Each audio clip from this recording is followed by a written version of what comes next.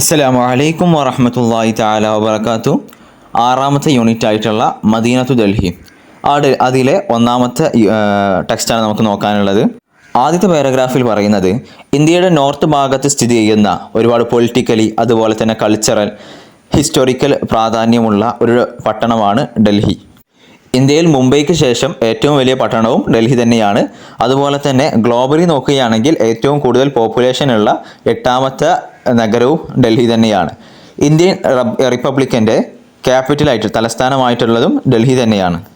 കഴിഞ്ഞ കാലങ്ങളിൽ ഒരുപാട് പൊളിറ്റിക്കൽ ചേഞ്ചസിന് ഡൽഹി സാക്ഷ്യമായിട്ടുണ്ട്.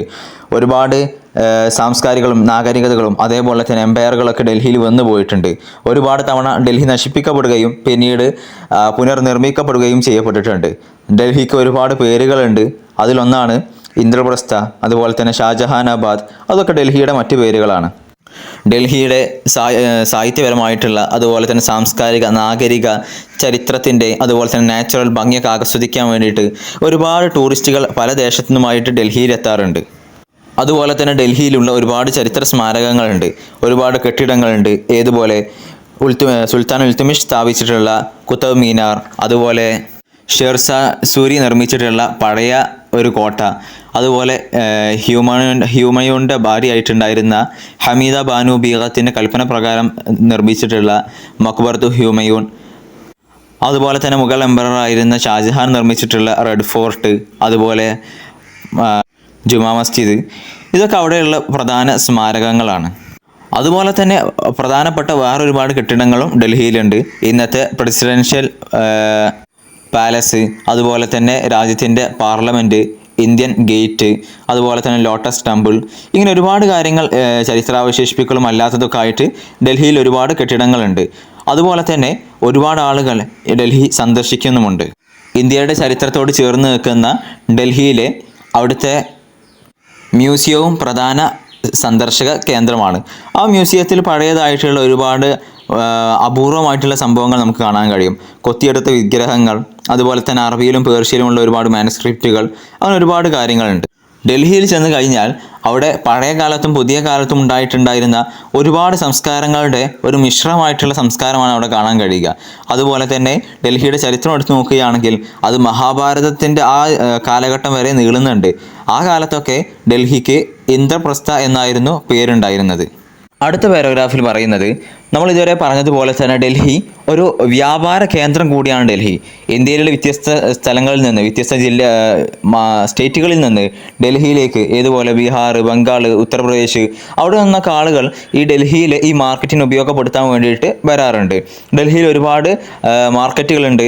ഏതുപോലെ സെൻട്രൽ ലജ്പത് നഗർ മാർക്കറ്റ് പോലെ, സരോജിനി നഗർ പോലെ, അതുപോലെ തന്നെ ചൗരി ബസാർ പോലെ, ചാന്ദിനി തഷൂക്ക് പോലെ, അങ്ങനെ ഒരുപാട് മാർക്കറ്റുകൾ ഡൽഹിയിലുണ്ട്. പ്രസിദ്ധമായ മാർക്കറ്റുകൾ ഡൽഹിയിലുണ്ട്. അതുപോലെ തന്നെ ഡൽഹി ഒരു വ്യാപാര കേന്ദ്രമാണെന്ന് നമ്മൾ പറഞ്ഞു. അതേപോലെ തന്നെ വ്യത്യസ്തമായിട്ടുള്ള പാരമ്പര്യമായിട്ടുള്ള നല്ല അടിപൊളി ഭക്ഷണങ്ങളാലും എന്ത് ചെയ്യുന്നുണ്ട്, ഡൽഹി പ്രസിദ്ധമാണ്. വ്യത്യസ്ത ഇനം പഴയതും പുതിയതുമായിട്ടുള്ള ഒരുപാട് ഭക്ഷണങ്ങളാൽ ഡൽഹി ഒരു പ്രസിദ്ധമായിട്ടുള്ള ഒരു ഫുഡ് പ്ലോട്ട് കൂടിയാണ് ഡൽഹി. അതുപോലെ തന്നെ ഈ ചാന്ദിനി ചൗക്ക് എന്ന് പറയുന്ന ഡൽഹിയിലെ ഒരു മാർക്കറ്റാണ്. ആ മാർക്കറ്റൊക്കെ സന്ദർശിക്കുന്ന ആളുകൾ വളരെയധികം സന്തോഷത്തോടെയും ആഗ്രഹത്തോടെയൊക്കെ അത് സന്ദർശിക്കുക. കാരണം അവിടെ നമുക്ക് വേണ്ട ആവശ്യങ്ങളുള്ള വസ്തുക്കളൊക്കെ ഉണ്ടാകും. ഗിഫ്റ്റുകൾ അവിടെ നിന്ന് വാങ്ങാം, അതുപോലെ തന്നെ ചരക്കുകൾ വാങ്ങാം, അങ്ങനെ ഒരുപാട് സംഭവങ്ങൾ അവിടെ കിട്ടുന്നുണ്ട്. അതുപോലെ തന്നെ ഡൽഹി മാർക്കറ്റിൽ നമുക്ക് ആവശ്യമായിട്ടുള്ള, അവിടെ സന്ദർശിക്കുന്നവർ ആവശ്യമായിട്ടുള്ള എല്ലാ കാര്യങ്ങളും കിട്ടും. റെഡിമെയ്ഡ് വസ്ത്രങ്ങൾ, അതേപോലെ തന്നെ ഭക്ഷിക്കുന്നവ, അല്ലെങ്കിൽ സ്പൈസസ്, മസാലകൾ, സ്വീറ്റുകൾ, സോസുകൾ, അതിൻ്റെ വിവിധ ഇനങ്ങൾ, അതുപോലെ തന്നെ യൂസർ ഐറ്റംസ്, അതേപോലെ തന്നെ നല്ല മൂല്യമുള്ള കല്ലുകൾ, അതേപോലെ തന്നെ രത്നങ്ങൾ, ആഭരണങ്ങൾ, സ്വർണം, വെള്ളി, അതേപോലെ തന്നെ ചെമ്പ്, കാറിൻ്റെയൊക്കെ സ്പെയർ പാർട്സ്, അങ്ങനെ അവിടെ എല്ലാ വസ്തുക്കളും എന്ത് ചെയ്യുന്നുണ്ട്, ഡൽഹിയിലെ മാർക്കറ്റിൽ നമുക്ക് പോയി കഴിഞ്ഞാൽ കിട്ടും. അതുപോലെ തന്നെ ഡൽഹി ഒരു വൈജ്ഞാനിക നഗരം കൂടിയാണ്. അറിയപ്പെട്ടതായിട്ടുള്ള പഴയതും പുതിയതുമായിട്ടുള്ള ഒരുപാട് വിജ്ഞാന കേന്ദ്രങ്ങൾ ഡൽഹിയിലുണ്ടായിരുന്നു. അതിൽ പ്രധാനപ്പെട്ട ഒന്നാണ് നമ്മുടെ ജാമിയ മില്ലിയ ഇസ്ലാമിയ. 1920 ഉത്തർപ്രദേശിലെ അലിഗഡിലാണ്, അലിഗറ എന്നാണ് ഇത്, അലിഗഡിലാണ് ഇത് സ്ഥാപിതമായിരുന്നുള്ളത്. പിന്നീട് 1925 അലിഗഡിലേക്ക് ഇത് മാറ്റുകയായിരുന്നു. ഇത് ഒരു നാഷണൽ ഇസ്ലാമിക് യൂണിവേഴ്സിറ്റിയാണ്. ഇന്ത്യക്കാർക്കിടയിൽ ഒരു കൂടുതൽ എഡ്യൂക്കേഷൻ സിസ്റ്റം കൊണ്ടുവരാനും അതുപോലെ തന്നെ പ്രത്യേകിച്ച് മുസ്ലിമുകൾക്കിടയിലും ഈ ഒരു സിസ്റ്റം നല്ല വിദ്യാഭ്യാസം കൊണ്ടുവരാൻ വേണ്ടിയിട്ടാണ് ഇതുണ്ടാക്കിയിട്ടുള്ളത്. ഇന്ത്യൻ സ്വാതന്ത്ര്യ സമരത്തിലും അതുപോലെ തന്നെ ഇംഗ്ലീഷ് കോളനൈസേഷനിൽ നിന്ന് ഇന്ത്യയെ മോചിപ്പിക്കുന്ന കാര്യത്തിലൊക്കെ വളരെയധികം സ്വാധീനം ചെലുത്തിയിട്ടുള്ള ഒരു വൈജ്ഞാനിക കൊട്ടാരമായിരുന്നു നമ്മുടെ ജാമിയ മില്ലിയ. സെക്കുലർ ആയിട്ടുള്ള സ്പിരിറ്റിൻ്റെയും അതുപോലെ തന്നെ ഇസ്ലാമിക് ആയിട്ടുള്ള ചിന്തകളുടെയും ഇടയിൽ ഇന്ത്യൻ സാഹചര്യത്തിൽ ഒരുമിച്ച് കൂട്ടാൻ വേണ്ടിയിട്ടായിരുന്നു അത് ഉണ്ടാക്കിയിട്ടുണ്ടായിരുന്നത്. അതിനെ ഒരുപാട് നമ്മുടെ ഇന്ത്യയുടെ നേതാക്കന്മാരൊക്കെ ആയിട്ടുള്ളവരാണ് അതിനെ നിർമ്മിച്ചിട്ടുള്ളത്. മഹാത്മാഗാന്ധി പോലെയുള്ള, മൗലാന മുഹമ്മദ് അലി ജൗഹറിനെ പോലെയുള്ള, അതേപോലെ തന്നെ സാക്കിർ ഹുസൈനെ പോലെയുള്ള അവരൊക്കെ ആയിരുന്നു അവരെ നിർമ്മിച്ചിരുന്നത്. അതുപോലെയുള്ള അവരെ പോലെയുള്ള നമ്മുടെ ബ്രിട്ടീഷ് എംപയറിനെതിരെ പോരാടിയിട്ടുണ്ടായിരുന്നു, വിപ്ലവം നയിച്ച നേതാക്കന്മാരായിരുന്നു ഈ ജാമിയ മില്ലിയ നിർമ്മിച്ചിട്ടുണ്ട്. ജാമിയ മില്ലിയ ഇന്ന് ഇന്ത്യയിലുള്ള മറ്റു കോളേജുകളുടെ ഇടയിലൊക്കെ വളരെയധികം വലിയൊരു സ്ഥാനമുള്ള ഒരു കോളേജാണ്. അടുത്ത അവസാനത്തെ പാരഗ്രാഫിൽ പറയുന്നത് ജാമിയ മില്ലിയയിൽ എല്ലാവിധ ഒരുപാട് ഫാക്കൽറ്റികൾ നമുക്ക് കരസ്ഥമാകുന്നുണ്ട്. ഏതുപോലെ കുല്ലിയത്തുൽ ഉലൂമുൽ ഇൻസാനിയ, ഹ്യൂമാനിറ്റീസ്, അതുപോലെ തന്നെ ഭാഷകൾ, അങ്ങനെ എല്ലാവിധ ഇതും നമുക്ക് കരസ്ഥമാവുന്നുണ്ട്. കുല്ലിയത്തുൽ ഉലൂം, കുല്ലിയത്തുൽ ഫുനൂന്, അങ്ങനെ എല്ലാവിധ സംഭവങ്ങളും നമുക്ക് കരസ്ഥമാവുന്നുണ്ട്. അതേപോലെ തന്നെ ഒരു ഫാക്കൽറ്റി തന്നെ, ഒരു കോളേജിൽ തന്നെ ഒരുപാട് ഡിപ്പാർട്ട്മെൻറ്റുകളും ഉൾക്കൊള്ളിക്കുന്നുണ്ട്. ഉദാഹരണം പറയുകയാണെങ്കിൽ കുല്ലിയത്തുൽ ഉലൂമുൽ ഇൻസാനിയ, അതേപോലെ തന്നെ കുല്ലിയത്തുൽ ലുഗാത്ത്, അതൊക്കെ എന്തിൻ്റെ മേൽ ഉൾക്കൊള്ളുന്നുണ്ട്? അത് അതിൻ്റെ താഴെയുള്ള ഡിപ്പാർട്ട്മെൻറ്റുകളുണ്ട്. അതിൻ്റെ താഴെ ഒരുപാട് ഡിപ്പാർട്ട്മെൻറ്റുകളുണ്ട്. ഇപ്പോൾ ഭാഷ നോക്കുകയാണെങ്കിൽ ഭാഷയുടെ ഫാക്കൽറ്റിയുടെ താഴെയായിട്ട് കിസ്മുൽ ലോകത്തുൽ അറബിയ, അറബിക് ഡിപ്പാർട്ട്മെൻ്റ് ഉണ്ട്. അതേപോലെ തന്നെ പേർഷ്യൻ ഡിപ്പാർട്ട്മെൻ്റ് ഉണ്ട്. അതുപോലെ തന്നെ ദിറാസത്തുൽ ഇസ്ലാമിയ, അങ്ങനെയുള്ള ഒരുപാട് ഡിപ്പാർട്ട്മെൻറ്റുകൾ ഇന്ന് താഴെ വരുന്നുണ്ട്. കിസ്മത്തു താരീഖ്, അതേപോലെ തന്നെ കിസ്മത്തുൽ ലോകത്തുൽ ഉർദിയ, കിസ്മത്തുൽ ലോകത്തുൽ ഇൻജിലീസിയ, ഇതൊക്കെ ഇതിൻ്റെ താഴെ വരുന്ന ഡിപ്പാർട്ട്മെൻറ്റുകളാണ്. അപ്പോൾ ഡൽഹിയിൽ ഒരുപാട് ഫാക്കൽറ്റികൾ കുല്ലിയത്ത് വരുന്നുണ്ട്. ആ കുല്ലിയത്തിൻ്റെ അടിയിലും ഒരുപാട് കിസ്മുകൾ, ഒരുപാട് ഡിപ്പാർട്ട്മെൻറ്റുകളും വരുന്നുണ്ട്. അതുപോലെ തന്നെ പ്രധാനമായിട്ടുള്ള മറ്റൊന്ന്, ഈ ജാമിയ മില്ലിയയിൽ അവിടെ വളരെ സമ്പന്നമായിട്ടുള്ള വലിയൊരു ലൈബ്രറി ഉണ്ട്. ആ ലൈബ്രറിയുടെ പേര് സാക്കിർ ഹുസൈൻ ലൈബ്രറി, മക്തബ സാക്കിർ ഹുസൈൻ എന്നാണ് ആ ലൈബ്രറിയുടെ പേര്. അതിൽ സാധാരണ നാം കാണാനുള്ള പുസ്തകങ്ങൾ, അതുപോലെ തന്നെ മാഗസിനുകൾ, അതിനും പുറമെ ഒരുപാട് വിരളമായിട്ടുള്ള അപൂർവമായിട്ടുള്ള പുസ്തകങ്ങളും മാനസ്ക്രിപ്റ്റുകളൊക്കെ ആ ഒരു ലൈബ്രറിയിൽ നിലവിലുണ്ട്. അപ്പോൾ ഇത്രയും കാര്യങ്ങളൊക്കെയാണ് ഈ പാഠഭാഗത്തിലുള്ളത്. ഡൽഹിയുടെ പ്രത്യേകതയും കാര്യങ്ങളൊക്കെയാണ് പറഞ്ഞിട്ടുള്ളത്. പിന്നീട് ഇവിടെ കോൺവെർസേഷൻ ഉണ്ട്, അത് നമുക്ക് സ്കിപ്പ് ചെയ്യാം. അതുപോലെ തന്നെ പിന്നീട് ക്വസ്റ്റ്യൻ ആൻസർ ഉണ്ട്. ഒന്നാമത്തെ ക്വസ്റ്റ്യൻ ഡൽഹിയുടെ ചരിത്ര പ്രാധാന്യമാണ് ചോദിക്കുന്നത്. നമുക്ക് ഒരുപാട് കാര്യങ്ങൾ എഴുതാനുണ്ട്, ഈ പാഠം മുഴുവൻ അത് തന്നെയാണ്. അതുപോലെ തന്നെ രണ്ടാമതായിട്ടുള്ളത് ഡൽഹിയുടെ ചരിത്രം എന്ന് മുതലാണ് തുടങ്ങുന്നത്. അത് നമ്മൾ നോക്കുകയാണെങ്കിൽ മഹാഭാരതത്തിൻ്റെ ദിവസങ്ങൾ വരെ അത് എന്ത് ചെയ്യുന്നുണ്ട്, ആ ഒരു കാലഘട്ടം വരെ അത് നീളുന്നുണ്ട്. ആ കാലത്ത് അതിന് ഇന്ദ്രപ്രസ്ഥ എന്നായിരുന്നു ഡൽഹിയുടെ പേര്.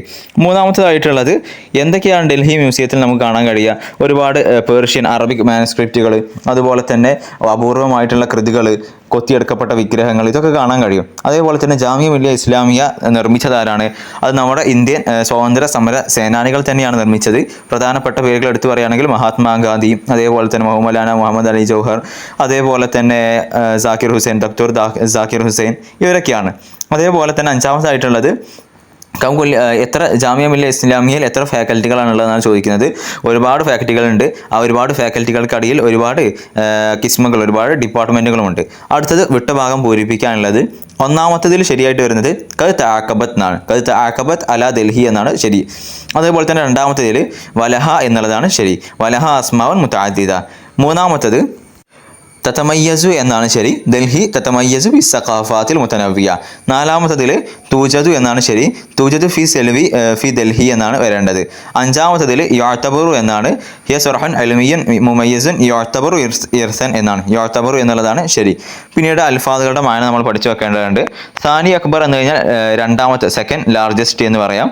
അതുപോലെ തന്നെ രണ്ടാമത്തത് കസാഫത്തുൻ സുക്കാനി എന്ന് പറഞ്ഞാൽ പോപ്പുലേഷൻ. അതേപോലെ തന്നെ തഖല്ലുബാത്തുൻ സിയാസി എന്ന് പറഞ്ഞു കഴിഞ്ഞാൽ പൊളിറ്റിക്കൽ ചേഞ്ചസ്. നവാദിറുൻ കദീമത്ത് എന്ന് പറഞ്ഞാൽ പഴയ അപൂർവമായിട്ടുള്ള. അതുപോലെ തന്നെ കസുൻ അൽമി എന്ന് പറഞ്ഞു കഴിഞ്ഞാൽ ഒരു വൈജ്ഞാനിക കൊട്ടാരം എന്ന അർത്ഥം വരുന്നതാണ്. അതേപോലെ തന്നെ റീറൈറ്റ് ചെയ്യാനുള്ളതുണ്ട്. പിന്നെ അതുപോലെ തന്നെ ട്രാൻസ്ലേഷൻ ഉണ്ട്. അതൊന്നും ഇമ്പോർട്ടൻ്റ് അല്ല, നമുക്ക് സ്കിപ്പ് ചെയ്യാം. പിന്നീട് അവസാനമായിട്ടുള്ളത് ഫോളോയിങ് ആയിട്ടുള്ളതിനെ മാച്ച് ചെയ്യാനുള്ളതാണ്. അത് നോക്കുകയാണെങ്കിൽ ഒന്നാമത്തത് രണ്ടാമത്തതിനോട് മാച്ച് ആവുന്നുണ്ട്.